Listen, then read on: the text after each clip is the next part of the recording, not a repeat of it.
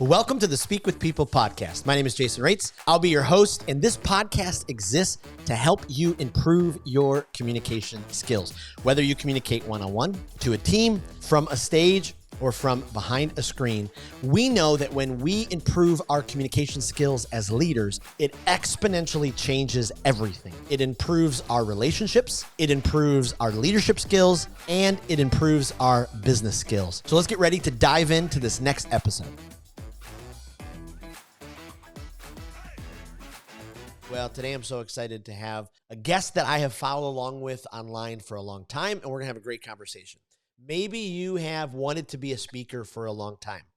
Maybe it's been stirring in you and you wonder what it would be like to get paid to speak or go and travel and speak or go to an event and be a breakout speaker or a keynote speaker. How does someone make that transition? Where do you start? How do you know if you have what it takes? Our guest today is going to give us some insights, going to help us be able to navigate that transition. And so for a lot of aspiring speakers, this journey can kind of be daunting, but it's great that we have people like the guest today because they're going to help us conquer some of those initial hurdles and discover kind of the unique voice that each of us have that sets you apart for the world of speaking. Well, I am so excited and honored to have Jesse Cruz on the podcast. Jesse, thank you so much for being on the Speak with People podcast. Jason, thank you for having me. Absolutely. Well, I feel like we have known each other for a while, but this is really one of our first conversations. I want to say support each other like crazy online, and I appreciate it very, very, very much and appreciate all you do. And so I'm just glad you're here. Before we kind of hop into this conversation, would you kind of give us, our listeners, just a little bit more of your story, who you are, what you do, all that kind of stuff? Absolutely. Well, first and foremost, I'm a man of faith. I'm a husband. I'm a father. I'm a professional speaker and speaker development coach and best-selling author. I love it. I love it.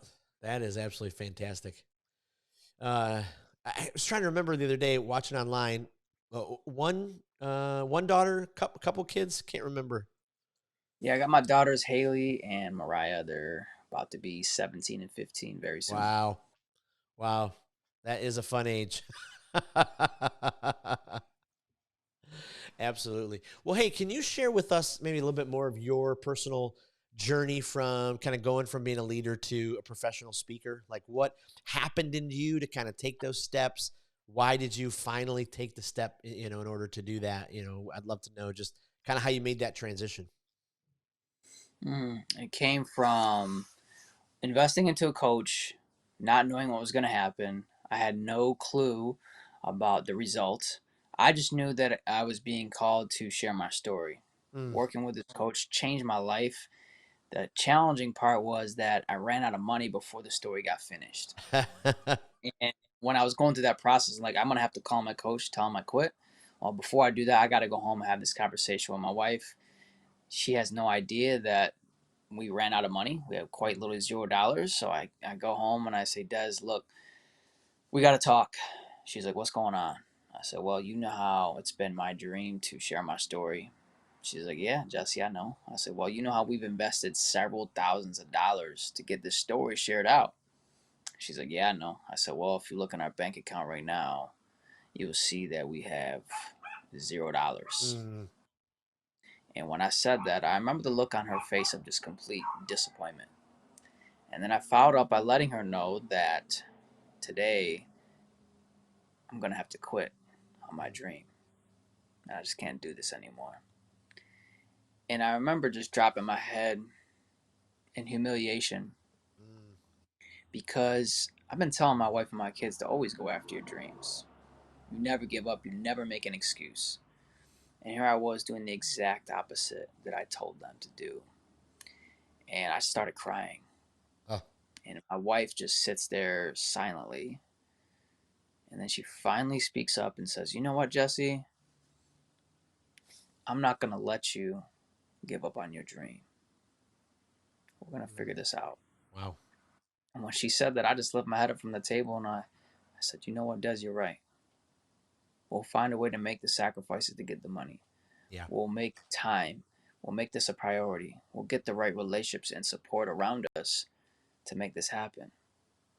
And then after we made that effort and sacrifice, got the story shared out, and it completely changed my life. And then that was with a book, and then that turned into people wanting me to speak.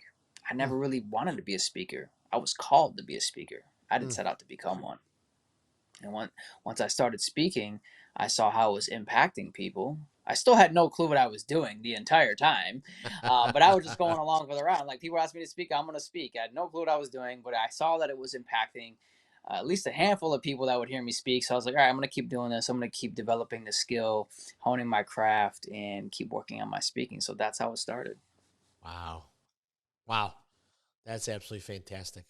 What if you could kind of dip into your story a little bit? What was the part of the story that you were kind of called to share that you started speaking about back then? It actually came from a very difficult circumstance. My wife and I, we were praying for a child. It didn't happen for years. And then finally, we were blessed with a baby girl. And when she was born, she was 4 months early, and she was 1 pound and could fit in the palm of my Ooh. hand, literally.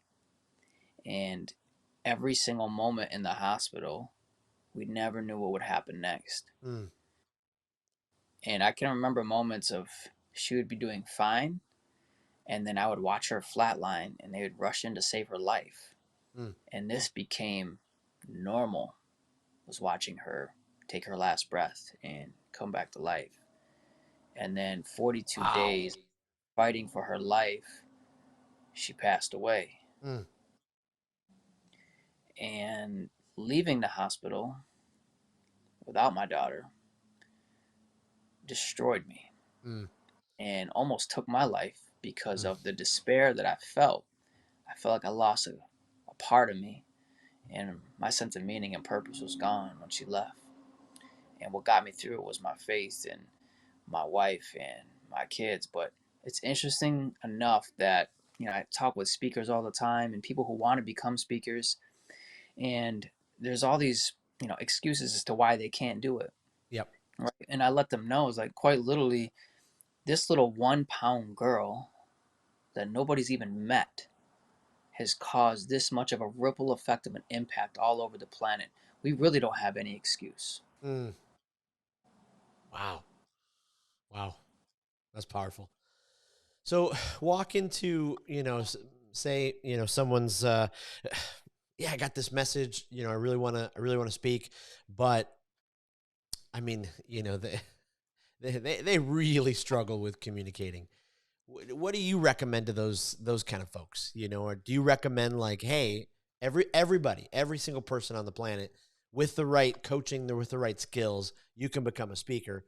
Or are there some people that you're like, your story should probably be a movie, Like what do you recommend there for folks? Well, I believe that everybody has a story worth sharing. It's Mm, just the degree or the medium that you choose in which to share it, right? yes. Some people may be more naturally inclined to put it in a book, put it into a script, or share it from a stage. But however, no Yep. matter what you've been through, Yep. whether I've noticed people fall in two different camps typically. One is that they've gone through so much trauma that they feel like it's too personal to share. So they Mm, hold back. And then the opposite extreme is they feel like they haven't really experienced enough trauma, right? They yep. didn't have any catastrophe happen. They've lived a Yep. pretty regular life. So they feel like my story is not going to be worth hearing or listening to. And both are wrong.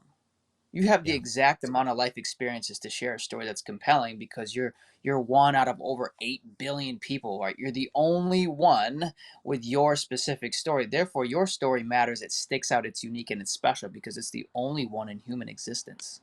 Yep. Yep. Absolutely. That's so powerful. That's so powerful. Yeah, we had a leader on the podcast. I think his episode will air this Friday. Uh, Damon Girk, and he wrote a great book. It's right next to me. Are you who you want to be? And in it, he talked about how you are the only you on the planet. And you're so correct. Like, we each have this amazing story. We got to stop looking down at our story and realize, hey, we've got We've got this purpose. We got to share it. So walk through the person who, where you were at one point where you're like, okay, I think I'm ready to be a speaker. Like, what are those kind of first steps? Because I get emails from folks all the time. Hey, I see you speaking in places. Boy, I want to do that. How do I do it? How do you coach people, at the very beginning stages, what they need to do in order to take those steps to be a speaker? I walk speakers through our 3D system of speaking. First is it's discovering what story you want to tell, Mm, because we have such a variety of life experiences. Where do yep. we begin? Yep. So it's creating that story bank, pulling parts from your life that, hey, I can share this story or that story, and then it's deciding what story, and then connected to that story. It's like, all right, now that I've discovered what story I want to tell, now it's developing the story, Mm, right? So now we need to create. There's a few C's that I go through. It's like, who's the character in the story? Typically, it's yourself, and then with that character, we need to have context: the who, the what, the where, the when, the why, the how, yep. and then with that context, we need to have some sort of conflict, and then we need to have some sort of conclusion. Mm, And so we build that out, and then once we get through building that out after they discover what story to tell, understanding how to develop that story, now it's time to deliver the story with confidence. And I believe confidence comes from taking action consistently in the direction of your goal. So if you want to speak, mm. then you need to speak, as simple as it sounds. You Wow. don't get better at speaking with just reading about it, although I think you should research, you should study, Sure. you should Sure. observe, you should get in those rooms as much as possible. You know, I compare it like to riding a bike. Yeah, you can look up on a YouTube video how to ride a bike, and Yep. that's great. Yep. However, you must at one point get on the bike Yep. and pedal. Yep. It's like, get on a stage, and it's like, well, I don't have a stage, I don't have connections. Like, take your phone out of your pocket, Yep. hit the record button, and you just made a stage and Yep. start practicing. You sure did. Yeah, isn't it fascinating in 2023 and beyond? I mean, not a single person on the planet doesn't have a platform anymore. I mean, unless you have a flip phone, but for the most part, we all have a platform. You're able to do that, and those reps that you talked about, oh, it's just so valuable. I tell people all the time, does not matter if it's your neighborhood group, doesn't matter if it's a nursing home, doesn't matter if it's a chamber event. Get up in front of, if it's 30 seconds, 3 minutes, 10 minutes, just communicate. I love that. Mm-hmm. That's Most definitely. fantastic. Okay, so let's talk about confidence for a second because you just brought that up. Some folks, this is the thing, right? Confidence and fear hold them back from public speaking. And so, what are some steps for you? I mean, we just kind of talked about it a little bit, start speaking. But, for you, how did you kind of cultivate confidence in yourself? What advice would you give people who are struggling with that? Because maybe they're doing the reps, but they're just not confident yet. And they got to find that confidence in themselves. How would you coach them that way?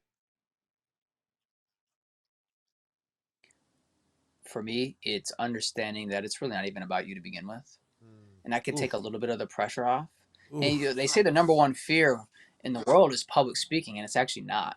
It's what you think they think about your public speaking. That's the fear. It's the Wow. fear of their opinions or what they're going to say about you. It's not public speaking, right? And so I realized that anytime I withhold my story, or I withhold my message, or I withhold my ability to speak to impact other people, I have robbed them of a blessing. I have Wow. robbed them of healing. I've robbed them of an opportunity to Wow. become a better human being, because I'm too worried about what they might think. So therefore, I shouldn't be speaking out because I don't care enough about the people. Yep. So when you care enough about the people, you're going to be more confident in speaking because you understand it's not really about you to begin with. Yep. Wow. Oof. That's so good. I mean, it's so hard though, too, right? I mean, in this world, it seems like most of us have this disease called me-itis, and so we're always like, "What about me? What about me? What about me? Will people like me? Will they like will they laugh? Will they think I'm smart? Will they like my stories?" And you're so right. If we just flip that over and be so concerned with our audience and helping them, oh, it's amazing what it does for us. It For just is. sure. Oh, it's just incredible. Do you have any stories from your own past where you stepped on stage and it's just one of those moments where your lack of confidence kind of got you and you just kind of had to get through it, or you flubbed up in the middle, or any of those kind of moments where Well, I know like the first time I ever spoke, like I said, I had no clue what I was doing. However, I still did it anyways. Yeah. And, I had some people in the room with me and I was like, how was it? They're like, they said so graciously, we could tell that you're new. you know, we can tell this is your first time. I'm like, oh, Yep. geez, thanks. Okay.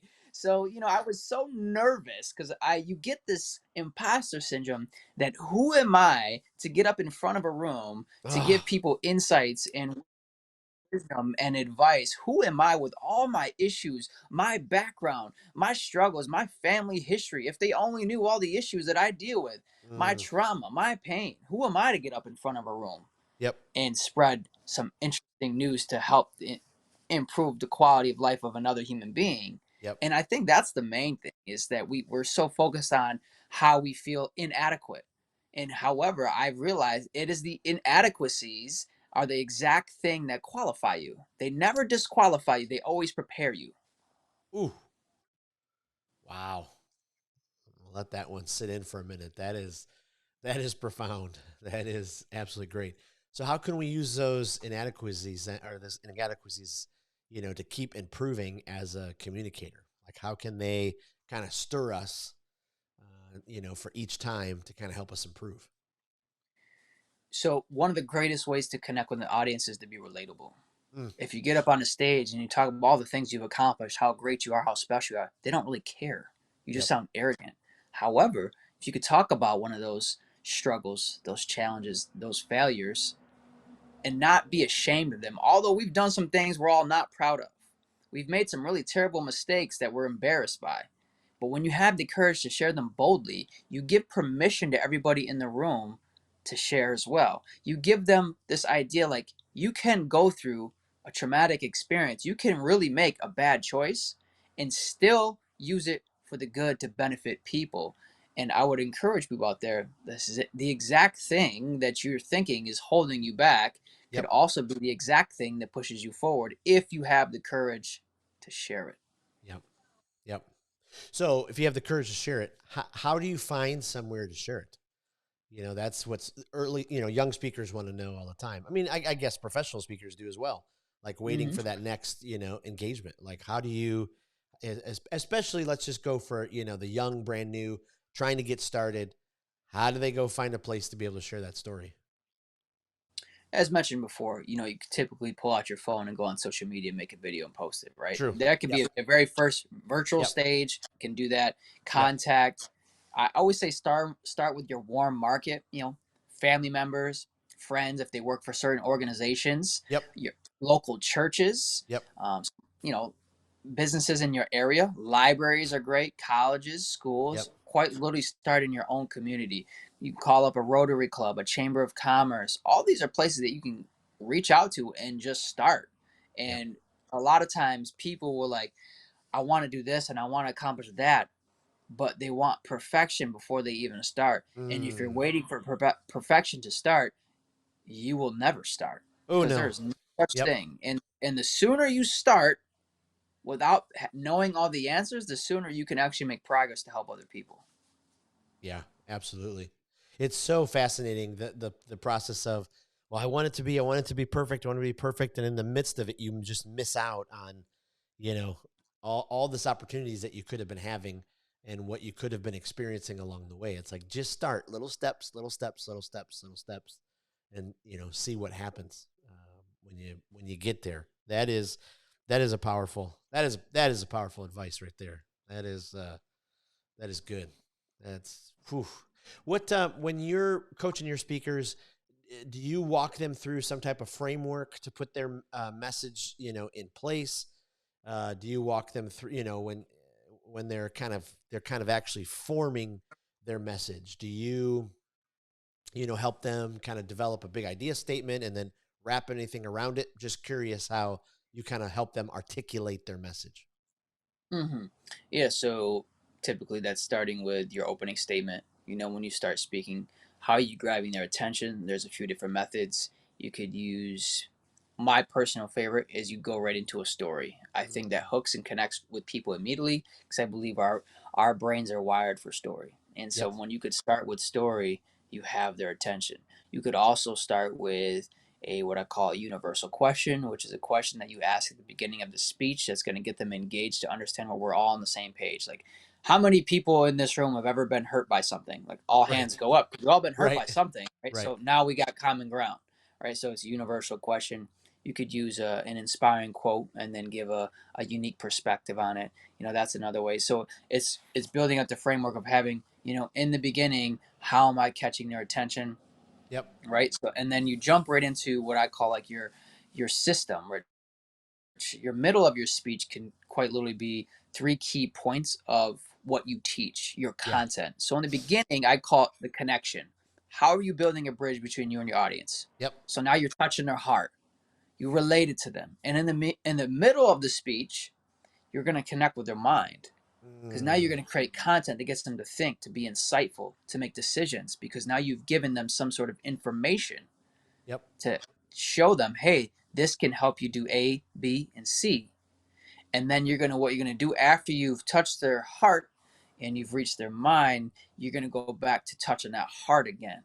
Yep. And you want to connect with them one more time, and then also tie in a call to action to get them to do something when your speech is done. So that's kind of like an overview framework Yeah. of what I walk them through. Yeah. Boy, that's great. And just, I mean, it takes so much pressure off to have a framework, to be able to walk them through. And it just amazes me how many times people get up in front and they just waste the first 1 minute, 2 minutes, 3 minutes, 5 minutes on just unnecessary stuff, banter with the audience, introducing themselves in a super long, drawn out introduction after they've already been introduced, by someone. I love what you said there. Just hook them, like bring them in. Universal question or a story.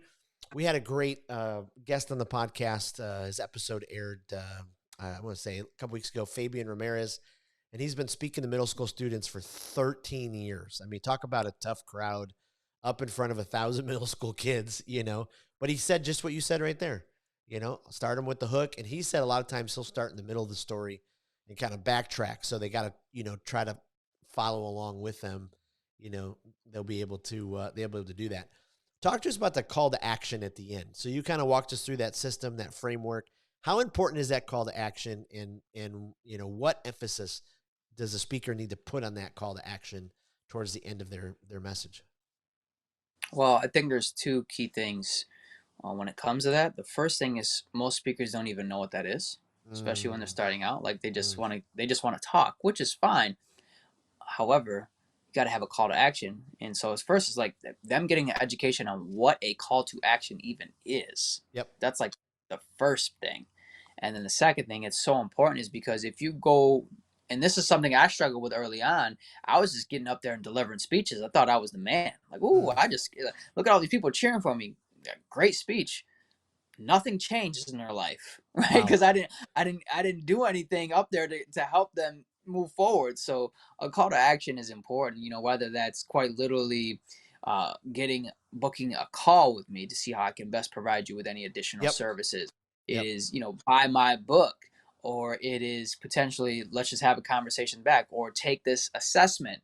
Whatever it is, it's just having a next step. A lot of times speakers think that the main event is your speaking, and that's a really important thing to understand. Is like, yes, speaking is important. However, when you leave the stage, that's when the really work can happen, Oof. because what did you provide the audience with for them to take the next step to grow and to change? Yep. So have something tangible, whether that's a download, or whether like I mentioned before, something, a product Yep. or a service, something Yep. that they can move forward along with, a resource that you can send them, whether that's paid or it's free. Yep. Having something that they can take a next step with. So a call to action, it is to me, it's almost a requirement for a speech. Mm, mm. I love that. So in your estimation, then, what I'm hearing is, if somebody is sitting here listening to this and they're like, I've wanted to be a speaker for a while. I want to help people with the message, the story that I've been given. What I'm hearing from you is they should take some action on that. Like, there's no need to just sit around and, wait for the day to come, but they should step up and start to put some things in place to make it happen. Yeah, the most successful people I know, the difference between I've noticed people who are very successful and people who struggle to achieve the success they desire is quite literally the people who are very successful, they just acted on the idea quicker.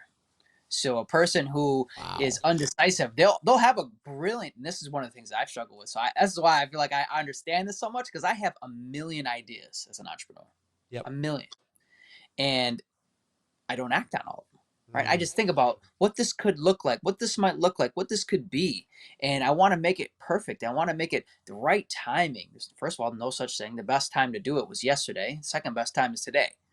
And yep. so the difference is I just choose to act quicker now. And I Wow. don't have all the answers, even when I could make a mistake, but you can always fix a bad decision. You can't fix no decision. Right. So I encourage you go make some decisions that are maybe not always correct and then try to fix it later rather than just sitting back and making no decision and committing to doing nothing. Wow. So you do a lot with coaching, and then with I mean, some of the speaker groups you get together. And how important is it to be in a community of speakers? Because like I've followed some of your Facebook posts where you guys are doing the competitions, and you got the speakers all together in a room.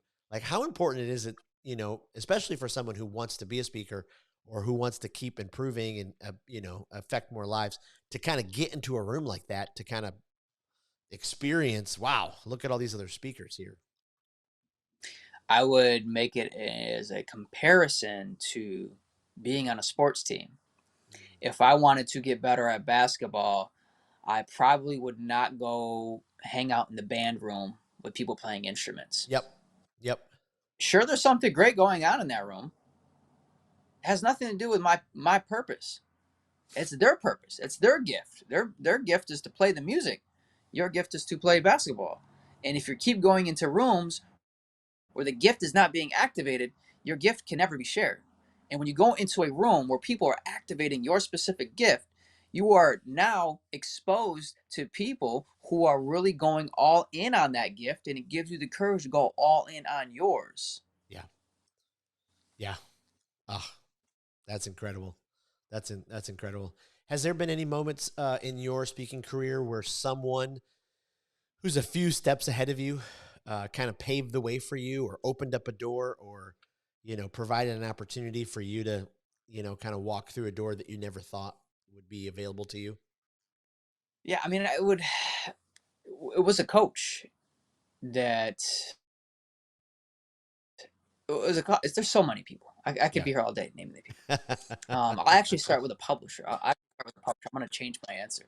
A publisher. I was trying to get my book out, and I was sending out manuscript, not getting responses, not getting responses, and then I was getting rejections, and I was like, maybe this isn't for me.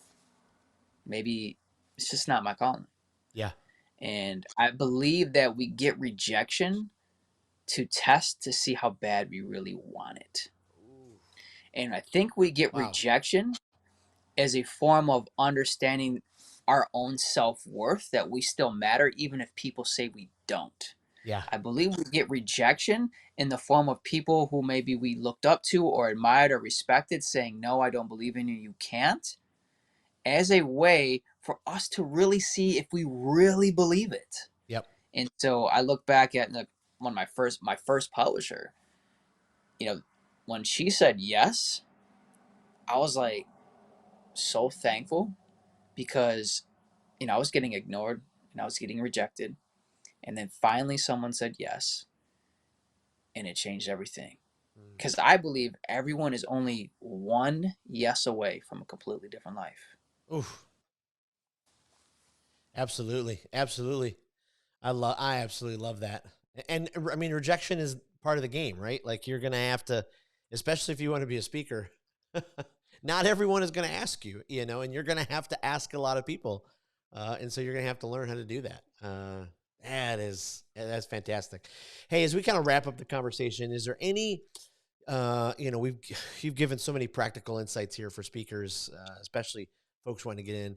The speaker who's kind of been in it for a while, any skills or tools, or a challenge to them that to figure out how they can keep improving so they don't kind of get to a place where they're just, still doing it? Any challenge you'd give them? No matter how skilled you are in speaking, hiring the right people to help you get better for the rest of your life. Yep. Because even the greatest in the world at you name it has a coach to help them. Yep. That's so powerful. Oh, I love that. Okay. Well, hey, before I let you go, why don't we do some rapid fire questions? Let our audience kind of keep getting to know you. But we talk a lot about speaking on this podcast. Do you have a favorite speaker? I mean, this is just someone you can listen to all day long. You're like, just love how they communicate. I would say Ed Milet is probably my favorite speaker. Okay. Yeah, he's great. Is there a podcast, either kind of on the development side or the guilty pleasure side, that you just love? Like it just fills you up. You kind of, learn a ton from it. The Game by Alex Hormozy is my favorite podcast. Oh yeah. He's something else, I'll tell you. That's awesome. And then, is there a book you would recommend? To speakers out there, like, hey, this is really a book you should, this is a book you should read. A lot of great insights in it for you. The book I'm going to share actually doesn't have anything to do with speaking. However, it's a mindset thing, and it's called The Big Leap by Gay Hendricks. And that book will help it doesn't matter the profession. It's all about a mindset for you going to the next level in whatever you're pursuing. Oh, I love that. Well, we'll put all of those in the show notes and make sure all of that is available. Before I let you go, is there anywhere, where can we send people online to find you, find out more what you do, all that kind of stuff? Yeah, I mean, they can connect with me right on Facebook, Jesse Cruz, or Instagram, Jesse Cruz Speaks. Either place is fine. Awesome. Well, we'll put all of those in there. And again, I appreciate all you do. I mean, it is, I love following you on Facebook. You are prolific, my friend. I mean, I feel like those moments where I'm like, oh, all right. I got to be able to get over this hurdle. I open up my phone. There's a post from Jesse Cruz. I'm like, you know what? I can do this. I can take the step forward. And so I appreciate what you do for so many. You don't even know how many people you're affecting. It's just awesome. So I just appreciate it. Thank you so much, Jason. Appreciate that. Absolutely. Thank you, man. Absolutely. Well, thank you for joining us on another episode of the Speak with People podcast. We hope that you were encouraged. We hope that you were inspired and challenged to improve your communication skills. I want to thank you again for being a part of the Speak with People podcast community. Make sure you don't miss out on being a part of the Speak with People Facebook community group. Just head to Facebook, type in Speak with People, scroll down and join our community, because every single day we're encouraging each other. We're helping each other to improve our communication skills. Thanks again, and we'll see you in the next episode.